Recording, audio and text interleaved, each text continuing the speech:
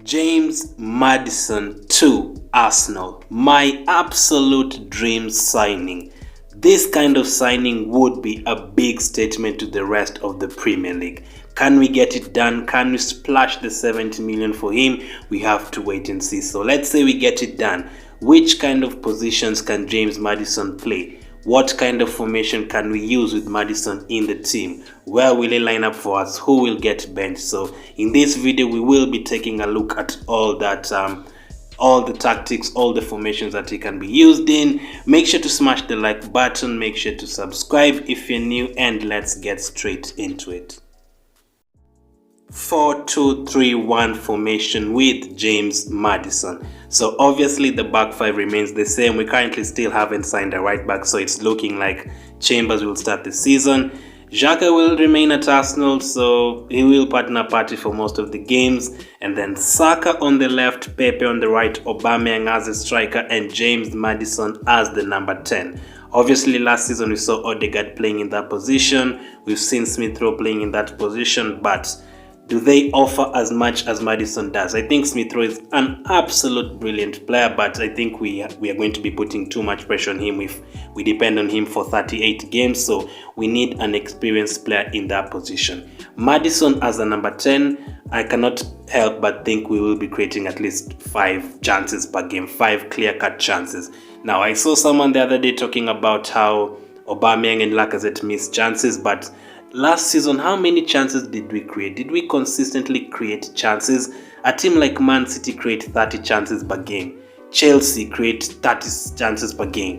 A team like Liverpool end up creating even 40 chances in some games at home. But how many do Arsenal create? The crosses, the half chances, the long crosses that end up falling to Aubameyang and Lacazette, those are half chances. Those are not clear-cut chances. Maddison can pick out a pass. He can pick out a pass for Aubameyang, leaving him one-on-one against the goalkeeper. Not once in a game, maybe 2 or 3 times in a game. So he will have a very, very good impact in that position.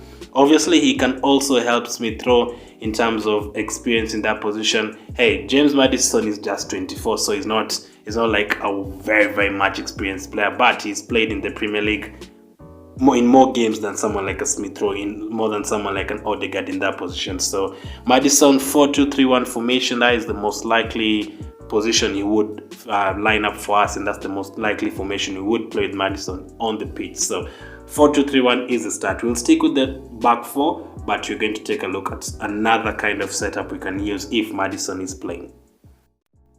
The next formation, the 4-3-3 attack with Maddison. This is kind of a dream formation. This is kind of a fairy tale formation. We might never see happen formation, kind of. So a 4-3-3 with Maddison and Smith Rowe either side of Partey. Now, if you started a game with these players, this kind of lineup and setup, if we didn't create at least 10 to 15 chances and score at least 3 goals in the game, I would be very disappointed. If we struggled to attack in the game with this kind of formation, I would ask myself so many questions. We would have to ask ourselves so many questions. So this is very unlikely. Now, I don't expect us to play like this against City away from home or Liverpool away from home. This is a formation you'd use when you're at home against Newcastle or Norwich. No disrespect to any of those teams, but if they're coming to use defensive tactics, this is the kind of lineup you can field to help break them down. Or if you're losing the game by 1-0 or 2-1, and it's in the final 20 minutes, you can throw in someone like a Smith Rowe from the bench, take off El Neni, take off Lokonga, take off Xhaka, whoever is playing in the midfield with Partey, and have them attack. Saka on the left, Pepe on the right, Maddison spraying the balls to Saka, to Pepe, Smith Rowe carrying the ball, Maddison carrying the ball, Aubameyang with the attack there. Listen, you can even throw Lacazette in there, take off Pepe, have 2 strikers, and attack. So many ways of attacking with this kind of players on the pitch. So that is the second kind of formation I'd expect us to be fielding. Not very much, but it's a possibility. It's a possibility when you have those kind of players. So let me know in the comment section, do you think Maddison is a good fit in a 4-3-3 formation like that? Do you think it can work in that formation, or do you think he has to be a number 10? So comment down below. Next up, let's go to a different kind of formation, a 3-4-1-2. This time round, 3 defenders, a back 3 or a back 5, however you want to call it. So in this formation, we could have Leno, Tierney, Gabriel, White as the 3 center backs, Cedric on the right, and Saka on the left hand side. Remember, Saka can bomb forward as much as he wants. Tierney can cover as a left back when you have the ball.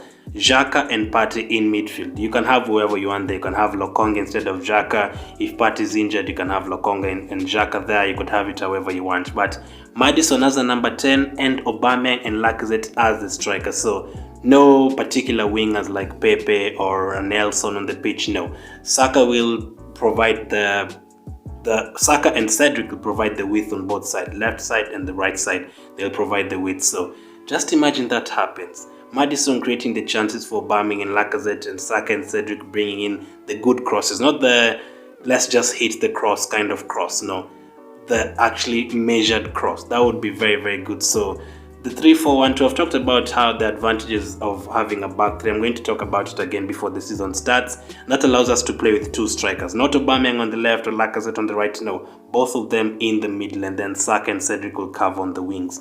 That would be a very, very possible or capable squad. So another 3-4-1-2 formation you could use or setup you could use is with Pepe up front instead of Lacazette. Now, I've always wanted to see Pepe as a striker, like in the middle, not on the right. We've seen Pepe almost on the touchline on the right and Aubameyang almost on the touchline on the left, and sometimes we even finish games without seeing them. That is the worry. So if they're both in the middle, and Maddison, who's a very, very good player in terms of through passes, that would be very, very interesting. So nothing much that has changed there, just Pepe instead of Lacazette. That would be very, very interesting. The final setup I'm going to talk about is the same formation 3-4-1-2, but different roles and different players on the pitch. So let's take out Pepe, let's take out Lacazette, and let's move from a 2 up front to 1 up front and 2 central attacking midfielders in behind of Aubameyang. So Smith Rowe and Maddison in behind Aubameyang. Now, we could end up using this if maybe Pepe is injured or is out of a game or he needs a rest, or Lacazette is out or he has been sold or he needs a rest. You could use this. You can also have Lacazette up front instead of Aubameyang if he also needs a rest. So obviously the back 5 remains the same with Xhaka and Partey as well. The back 7 remains the same. Smith Rowe, Maddison and Aubameyang. Man, that looks very, very tasty. Like, how many chances can Aubameyang have from there? Saka on the left, Cedric on the right, Tierney also bombing forward on the left. Xhaka, if he still has those good long passes, then you can create some more chances there. Maddison and Smith Rowe creating more chances for Aubameyang. That would be very good. And another thing this allows us to have is some goals from midfield. If Maddison is pushing forward, Smith Rowe is pushing forward from that position, we'd expect a couple of goals from them. So that setup looks very, very beautiful. So out of the 5 formations I've talked about in the setups, let me know which one impresses you the most. Is it the 4-2-3-1 formation with Maddison as the main number 10? Or is it the 4-3-3 attacking formation with Maddison and Smith Rowe either side of Partey? Number 3, is it the 3-4-1-2 formation with Maddison in behind Aubameyang, Lacazette, and Saka and Cedric providing the width? Or is it this 4th formation with Pepe up front instead of Lacazette? Or the final 5th formation, is it Aubameyang up front with Smith Rowe and Maddison, the 2 attacking midfielders in behind him? Let me know. Make sure to smash the like on the video. Make sure to subscribe. Thank you for watching. I'll be back with more tactical videos, and I'll catch up with you guys later.